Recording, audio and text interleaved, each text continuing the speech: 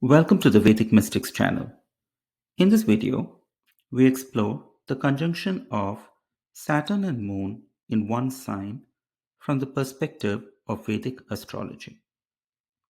This combination is often associated with emotional restraint, karmic relationships, and delayed fulfillment in personal life. We will first understand how this conjunction forms and its general effects, and then examine how it manifests in each of the 12 houses with real life examples. The Saturn Moon conjunction forms when Saturn and Moon occupy the same zodiac sign in a horoscope. For this discussion, we only consider direct conjunctions, not charts where Saturn and Moon are in mutual aspect. This combination is not rare. Since there are 12 zodiac signs, approximately 1 out of every 12 charts, or about 8% of all horoscopes, will show Saturn and Moon together in the same sign. While common, its effects can still be significant depending on placement and planetary strength. The Saturn Moon conjunction strongly influences emotional bonding and intimacy.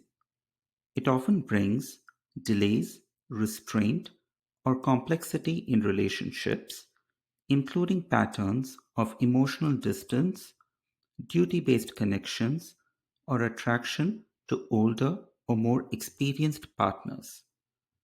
The moon seeks emotional closeness, while Saturn imposes caution and control, creating internal tension that plays out through relationships. The relationship challenges of this conjunction tend to be more pronounced when Saturn is strong, Moon is weak. The conjunction occurs in the 6th, 8th, or 12th houses, and there are afflictions from the natural malefics Rahu, Ketu, Mars, or the Sun. The effects are more manageable when Saturn is of ordinary strength, Moon is strong, the conjunction occurs in Kendras or Trikonas, and the combination is aspected by benefics like Jupiter or Venus. We will now look at how the Saturn Moon conjunction influences relationships when placed in each of the 12 houses, using well known charts as illustrations. We conclude with a summary that ties these patterns together. First house, the chart of Katy Perry. In the first house, relationships directly shape personal identity. There is often a strong need for emotional validation from partners, coupled with fear of vulnerability. Katy Perry's relationship history shows cycles of intense attachment followed by withdrawal, reflecting Saturn restricting the moon in the house of the self. Second house, Sophia Loren. In the second house, emotional security in relationships is tied to loyalty, stability, and continuity. Sophia Loren's long term partnership reflects Saturn's emphasis on endurance, while the moon seeks emotional safety through commitment. Relationships are sustained through responsibility rather than emotional impulsiveness. Third house, Michael Hall. In the third house, relationships depend heavily on communication and mental connection. Emotional expression is controlled and selective, often creating emotional distance. Michael Hall's relationships reflect restraint in emotional disclosure and a preference for privacy. Fourth house, Elvis Presley. In the fourth house, early emotional conditioning deeply affects adult relationships. Elvis Presley's partnerships reveal a strong need for emotional comfort combined with insecurity and dependency. Saturn limits emotional nourishment, leading to relationships that attempt to fill inner emotional gaps. Fifth house, Matahari. In the fifth house, romance and sexuality are central. With Saturn Moon here, emotional detachment often underlies outward passion. Matahari's relationships illustrate intimacy shaped by strategy, survival, and karmic consequence rather than emotional safety. Sixth house, Bob Dylan. In the sixth house, relationships involve adjustment, imbalance, or sacrifice. Bob Dylan's relationship patterns show emotional distance and prioritization of work over emotional availability. Partners often adapt to the relationship rather than experience emotional reciprocity. Seventh house, Aaron Rodgers.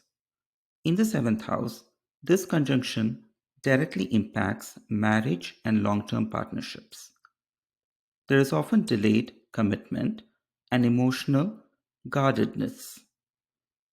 Aaron Rodgers' relationships reflect difficulty sustaining emotional closeness despite strong attraction.